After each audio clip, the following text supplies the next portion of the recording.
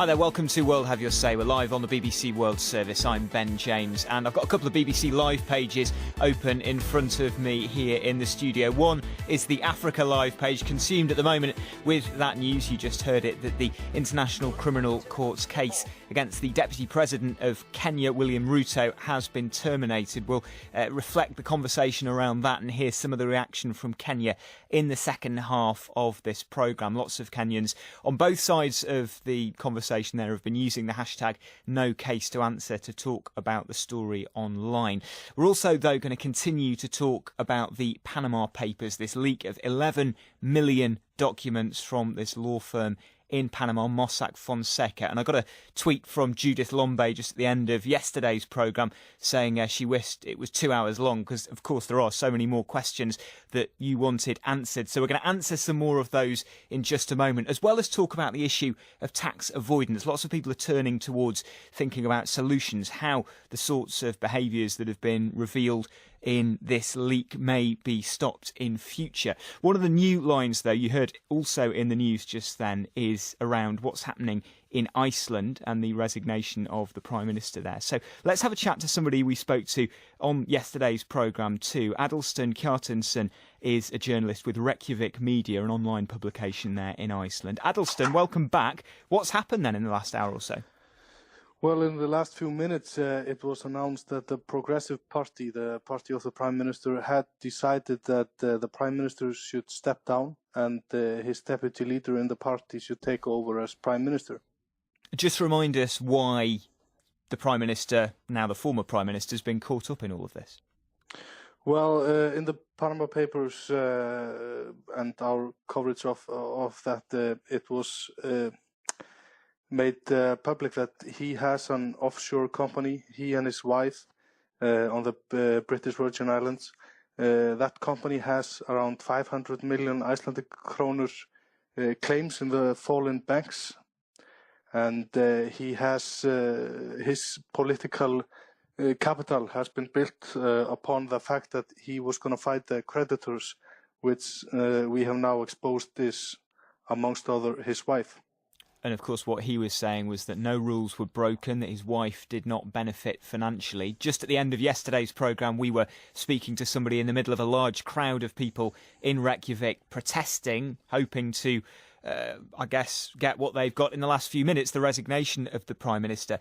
Considering what happened with the financial crash there, just remind us what the feeling is towards people in power, people in the financial sector in Iceland. Feelings are heightened, aren't they, because of the crash a few years ago?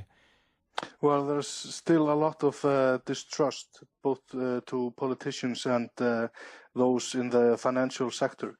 A lot had been gained, or a part of the trust had been gained back, but the Panama Papers, I think, will ruin that trust again.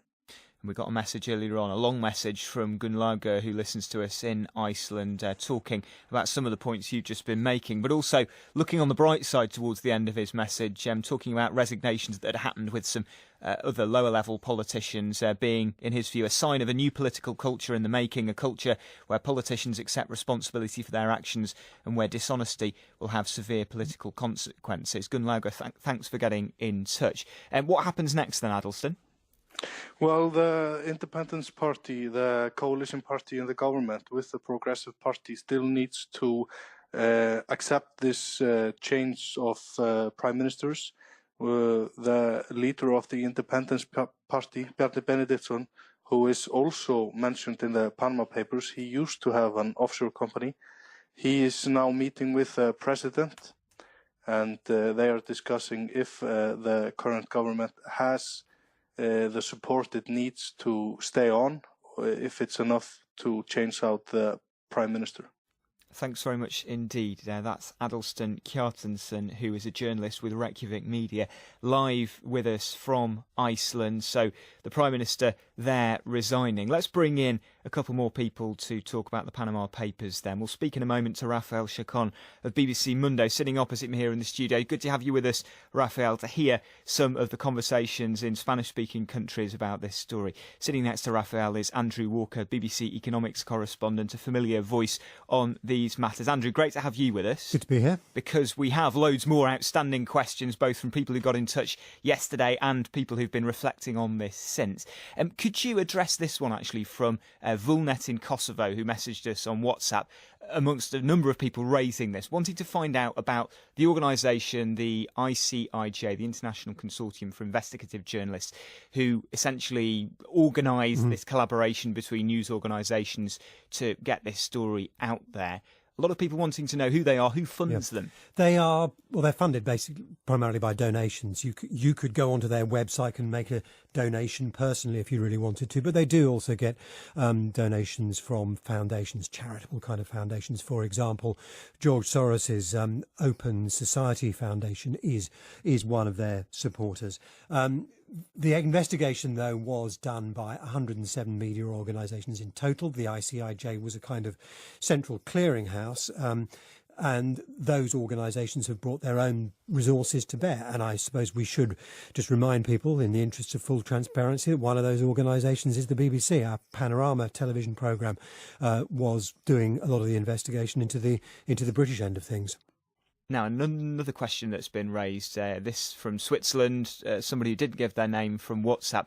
Will there be a general directory to check the official documents? Will the 11 million documents be released to the general public? Do we know?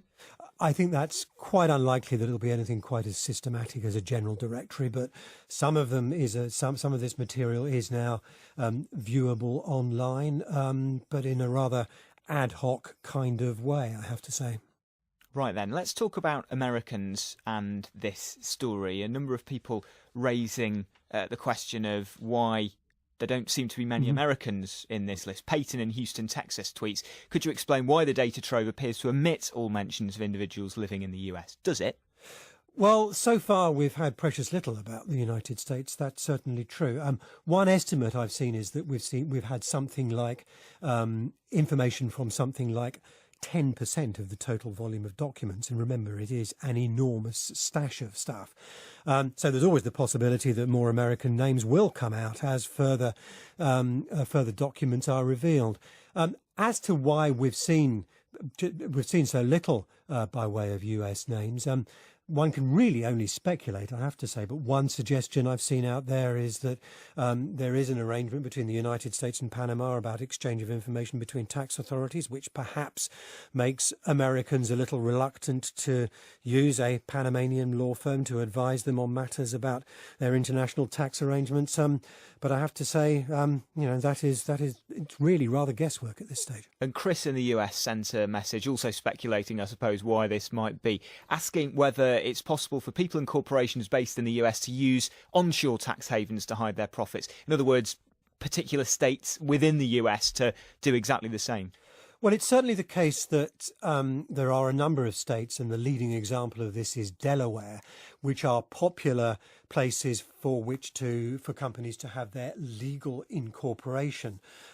It's partly to do with the appeal of their legal systems, partly to do with the fact that they have very low or in some cases no state corporation tax. But bear in mind, if you do incorporate in one of these places, you would normally still be liable to federal US corporation tax. And I think it would be, if you wanted to actually avoid the gaze of the American tax authorities altogether, incorporating in one of these places would be a pretty risky thing to do. Now, earlier on the live page on this story on the BBC site, it was noted that although the hashtag Panama Papers has been trending around the world, in Panama itself, they're preferring to use the hashtag Mossack Fonseca Papers. And one person sums this up in a tweet, someone called Rosanna, saying, why defame the name of a country? This incident should be called Mossack Fonseca Papers. Panama is a nation full of decent people. And just a reminder, Mossack Fonseca is, of course, the law firm where this leak came from. Now, David tweeted us to ask, how do you think this will affect Panama and its inhabitants? Will investment plunge? Will it take credibility away? I rather doubt it, I have to say, because, I mean, to the extent that that people know you can get legal advice from Panamanian law firms about how to avoid the gate of the tax authorities or whatever. It's not terribly new, I have to say, but it's by no means the only business that Panama is involved in there, and I'd be really quite astonished if, I mean, I think the point is this: does this the existence of these papers make it more risky for a foreign investor to go into Panama? It's not obvious that it does, I think. Now, a number of tweets with this sentiment, and perhaps you've already answered it in part when you're talking about the breadth of the documents that there are and what more may still to come. But Dextrose tweeted us to say, why are you, the BBC presumably, protecting Western billionaires by selectively reporting on the leak? Now, how many more reports could there be? How many more stories could there be that make this more of a worldwide story? Well, I have to say, we have reported on people in the UK, for example, one of whom is the late father of the Prime Minister. So I'm not sure that it's right to say that we are reporting selectively in a way that's intended to. I'm sure it's not right to say we're reporting in a way that's intended to divert attention from anyone in particular. Of course, it's selective simply because of the sheer enormous volume of it. We can't get everything done. And it's also worth noting that there are, as I've said, 107 in total media organisations, all doing their own separate work. And if that listener wants to know more about things that the BBC hasn't addressed in our coverage, then by all means look at those other media organisations. And actually, just before we came on air, the Reuters news agency were reporting that a spokesman for the UK Prime Minister, David Cameron, said this: that the UK Prime Minister Cameron, his wife and their children do not benefit from any offshore funds. That's a spokesman for the Prime Minister saying that. Of course, the story was relating to the late father of David Cameron, as we mentioned on the programme this time yesterday. Right, there's one more question I just wanted to get to, which is this from Chris Overend, who tweeted us, saying, do you think there's any correlation between the crash of the 2000s and the mass creation of offshore trusts around the same time? Now, first of all, was there a mass creation of offshore trusts? Do we know anything about that? And the crash of the 2000s, could this be in any way linked to what's been happening? A question we can answer? It's a theory that I haven't heard before, I have to say. And I'll tell you, I'm quite sceptical. There were other things going on that led to the big declines in stock markets we had around that period. The most obvious one being the end of the technology stocks bubble. That, I think, probably does explain it. Andrew Walker, thank you very much indeed for answering all of those questions. And if you do have more, we'll continue to try to answer them through the week. It's a big and complicated story with lots of different dimensions to it. So you can always drop us a line on Twitter. Use our Facebook page, BBC World Have Your Say, and we'll try to find answers. You're listening to World Have Your Say. We're live on the BBC World Service. And Rafael Chacon has been listening to that conversation in English, but you've been having in Spanish, Rafael, with BBC Mundo's audience, conversations about this story. What are the particular angles or aspects that the Spanish-speaking audience have been interested in? It's quite interesting because it's quite similar, actually. I mean, people is complaining about, that we are focusing in determined person to try to avoid or to try to guide the investigation in a kind of certain way. But luckily, we have been, reporting all the stuff. For example, they were complaining about why they don't say anything about the Cameron's father, and we have a report about that, and then you can reply to it. But I mean, mainly what is happening in Latin America is people is more interested in what the Panama Papers are saying about them. So for that, we have to create a kind of a story that kind of trying to resume all these different cases in all the countries in Latin America, from Mexico to Brazil to Chile. And in Chile, actually, we also have a resignation. And the conversation is also going around that. And just pause on that, because I'd love you to explain that after we've heard from President Obama, who's just talking about this right now. Sure. Rebuilding our roads, our bridges, our infrastructure, creating more opportunities for our children. So this is important stuff. And these new actions by the Treasury Department build on steps that we've already taken to make the system fairer. But I want to be clear. While the Treasury Department actions will make it more difficult and less lucrative for companies to exploit this particular corporate inversions loophole, only Congress can close it for good. and only Congress can make sure that all the other loopholes that are being taken advantage of are closed. I've often said the best way to end this kind of irresponsible behavior is with tax reform that lowers the corporate tax rate, closes wasteful loopholes, simplifies the tax code for everybody. And in recent years, I've put forward plans repeatedly that would make our tax system more competitive for all businesses, including small businesses. So far, Republicans in Congress have yet to act. My hope is that they start getting serious about it. When politicians perpetuate a system that favors the wealthy at the expense of the middle class, it's not surprising that people feel like they can't get ahead. It's not surprising that oftentimes it may produce a politics that is directed at that frustration.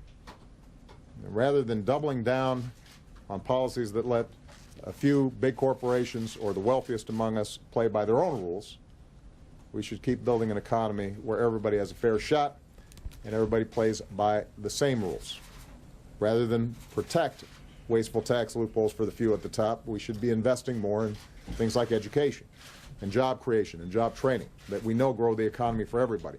And rather than President Barack Obama there speaking, we could just see him pop up on our TV screens talking about some of the measures that he is wanting to take. He says that wealthy individuals in the US should not be allowed to game the system in response to this story. And we'll be talking in a few moments about exactly how that might happen globally, what sort of measures need to take place in order to stop tax avoidance or at least reduce its impact. Rafael Chacon from BBC Mundo, you were just explaining one story from Chile that got a lot of people talking, I think, about this. Yes, it's Gonzalo de la Vue Sweet is the head of the anti-corruption campaign group Transparency Chile, and he was also named on those documents, and he just resigned. I mean, he said like those allegations has damaged the institution. The institution replied saying that they appreciate the gesture, but you know there is a lot of of discussion because he was the head of the Transparency Group, and now he's involved in this. Well, not involved. I mean, we have to remember that he has not been accused of any unlawful practices, but he has been linked for at least 5 offshore firms. So named, which causes embarrassment, which led to the resignation. Rafael Chacon, thanks for giving us a flavour of some of the conversations amongst the BBC Mundo audience. Thanks as well to Andrew Walker. Well, let's get into the conversation then about solutions. We had this tweet from Navin in London saying random whistleblowing is welcome, but offshore structures are not laws of nature.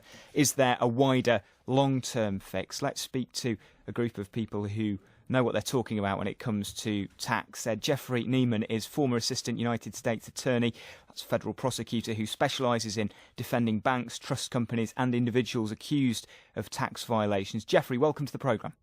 Thank you very much. We can also speak to Brooke Harrington, who's Associate Professor of Economic Sociology at Copenhagen Business School, live with us from Denmark. Brooke, welcome to the programme. Thank you. And also Felicity Huston, who's a tax consultant and open government campaigner, also a former UK tax inspector, live with us from Belfast. Hi to you, Felicity. Hi, Ben. So why don't you go ahead and start us off, Felicity? How would you reply to Navin's question? Is there a wider long-term fix to this? I think it's jail, isn't it? I mean, people have to be made to be afraid of doing these sort of things. Having said that, one of the reasons much of this money has been hidden is because it's the result of criminal actions, and the money is being put abroad in various complicated ways because otherwise people will end up in prison. That is ultimately the only thing you can do to discourage people, is make examples of people. I mean, the Iceland Prime Minister has paid the ultimate price for doing, we don't even know what yet, well, the ultimate price in his political career. But that is finally the thing that makes the difference. The UK authorities do jail a few people for tax evasion and fraud, but not very many. Because there's a distinction here, sorry to interrupt, isn't Yes. there? We got into it a little bit on yesterday's programme between the illegal and merely the unethical or the socially unacceptable that people might consider to be wrong, but isn't necessarily against the law, but they might still want as populations to deter. Well, that's right. I mean, that there's avoidance, and there's different types of avoidance. There's avoidance, which is just organising your affairs so you don't pay more tax. And I have to say, in 30 years in the business, both on both sides of the desk, both as an inspector and now as an advisor. Nobody has ever come to me and said, please, madam, can I pay more tax? I mean, we have to be realistic. Nobody wants to pay more. So basic avoidance is making sure you don't pay more than you need to. We then move into the grey areas of elaborate ways of avoiding it, and then we end up with doing fraud, which becomes tax evasion, where you're deliberately doing a series of things to avoid paying your taxes. And I suppose the elaborate ways of avoiding, which could be what we're talking about here, I suppose, when it comes to complicated structures that might cost a lot of money. It might mean that you need to be pretty rich to be able to do that in the first place, Jeffrey, is what I think people might find objectionable, that it's the sort of avoidance only available if you have the money to do that. I think that's right. And I think Felicity's dead on here in that if we start seeing a wave of criminal prosecutions against those who are intentionally acting bad, and also at the same time target the banks who encourages this activity, you're going to see a large volume of individuals with these foreign undeclared accounts or foreign companies coming forward and making self-declarations to their local taxing authority in order to minimize what their exposure may be. Here in the United States, for the last 5 years, we've seen a very aggressive IRS targeting offshore accounts, particularly in Switzerland. And they've been very successful by putting pressure on the banks, as well as offering some sort of enticement to the individuals to come forward, where they've probably brought in about 60,000 American taxpayers who have voluntarily paid billions of dollars. But the only way those people are going to come forward is if they really are afraid that their information is going to be turned over, and if their information is turned over, they're sent to jail. And you mentioned the IRS, the Internal Revenue Service. That's the agency in the US responsible for tax collection. Brooke, what about you? Are there particular headlines on the way you think this should be dealt with? Well, if passed as prologue, I think going after and trying to jail wealthy people themselves is not going to be very successful. There's some interesting research coming out of Israel right now in which the Israeli government has basically tried to co-opt the wealth management profession, that is, the people who are employed by firms like Mossack Fonseca, and get them on the side of the government so that there's more upside for the professionals in cooperating and complying with government regulations than in helping their wealthy clients evade them. That seems to be a more successful strategy than threatening the wealthy themselves, who are pretty hard to pin down because they are awfully mobile. You know, the ultimate move on their part is if they really don't like the laws to which they're subject, it's not that hard for them to get another passport and just say sayonara. Well, look, those are some of the first thoughts of the three of you. We will continue now to talk about the Panama Papers, to continue to talk not just about the leak, but also the potential solutions to tax avoidance around the world. We've started getting into some of those issues with Jeffrey Neiman, who's former United States Assistant Attorney, a federal prosecutor specialising in defending banks, trust companies and individuals accused of tax violations. He's live with us from Florida. We've got Brooke Harrington with us from Copenhagen, Associate Professor of Economic Sociology at Copenhagen Business School, and also Felicity Huston, who's a tax consultant and open government campaigner, a former UK tax inspector, live with us from Belfast. Well, it's great to have all three of you. Francis in Dar es Salaam, Tanzania, posted on Facebook saying, I'll do the avoidance too every time I have a chance. It's business as usual. F. Reed, who listens to us in New Jersey, says, I use every legal means to reduce my taxes. Doesn't everyone? I did use the word problem before we went to the news, but Brooke, is there necessarily a problem here? Well, it sounds like you've covered pretty well the territory of illegal versus unethical. So if there's a problem here, it's a problem with the gap that has arisen between those two things. The fact that the Prime Minister of Iceland now feels, he's been asked to step down. As far as I know, he has not been accused of any criminal wrongdoing. At least that's what The Guardian was reporting when I checked earlier this afternoon.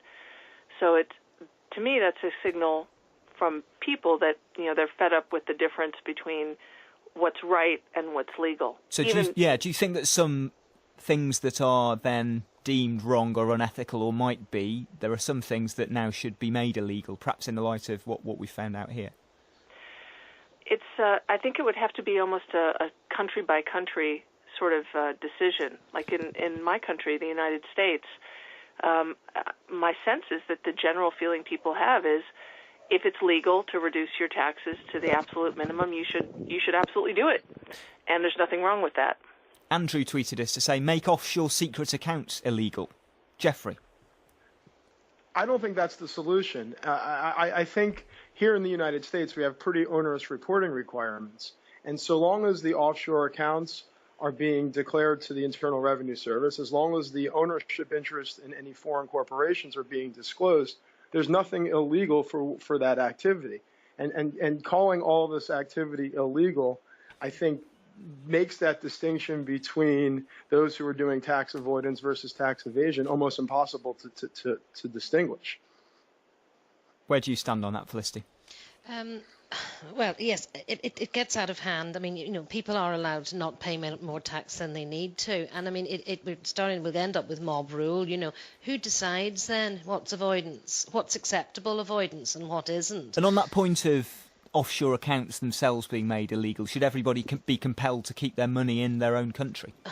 I think the point was being made that if stuff's declared, as long as people follow the rules, these things aren't a problem. The difficulty here is that these people didn't follow the rules, and that's where the punishment must come from. That there are rules. You're supposed to declare this stuff. If you have income abroad, you're supposed to tell, in almost every country, the authority of who look after you about that income. These people have gone to, in many cases, extraordinary lengths to avoid telling the authorities, and that's where it's gone wrong. So you can say ban them. It won't stop them doing it. They have to be afraid of being caught, because that's how we stop people breaking the law, isn't it? They have to have a deterrent. Now, a number of people are talking about the type of tax, the way that tax is structured. Andy in Germany tweeted us to say a simple 5% fixed rate tax for everyone, rather than complicated sliding scales, would be a fair and transparent tax. Too easy, he asks himself and asks us. What do you think, Brooke?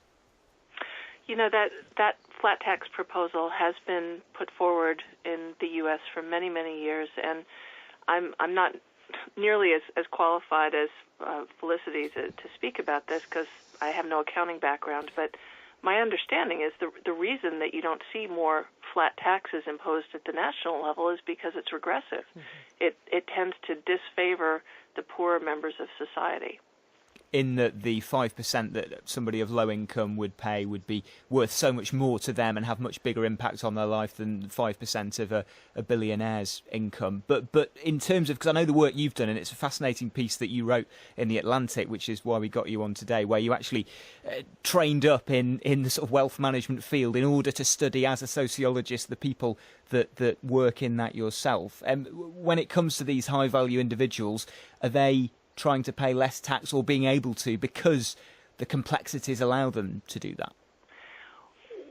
One of the things that I discovered to my own surprise was that tax avoidance, while it gets the majority of the headlines, is really just the tip of the iceberg for high net worth individuals.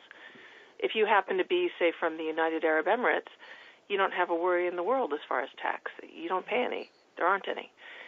But you do care about things like Sharia law compliance. For example, if you want to be the finance minister of your country, you cannot be seen to engage in haram activities like buying or borrowing and lending money at interest.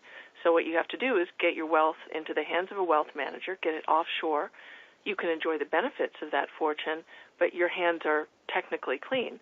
Just like, someone in Iceland could say, my hands are technically clean. I haven't broken any laws. Unethical maybe, but not illegal. And Felicity, if there were flat taxes in countries, from your experience, do you think it would either make tax easier to collect or deter people from avoiding it? Well, that is certainly one of the theories, but as you've already discussed, the issue is the regressive nature of it, and then instead of having income tax collected that way, you probably put up most of the burden onto sales tax, and then people make a choice: do I want to buy this with a 40% VAT on it or not, as the way the government raises its funds? The theory is that the simpler you make tax, the less likely people are to start doing avoidance things or evasion, etc., etc. Whether it is practical or not in a large developed country, I'm not sure. I don't think it would really work, but it is certainly one of the theories as to how we might try and get some of it stopped. But I mean, what Brooke was saying about the other reasons why people are putting the money ashore, that offshore is very critical to say. It's not just the tax. There are all sorts of other reasons why they're hiding money.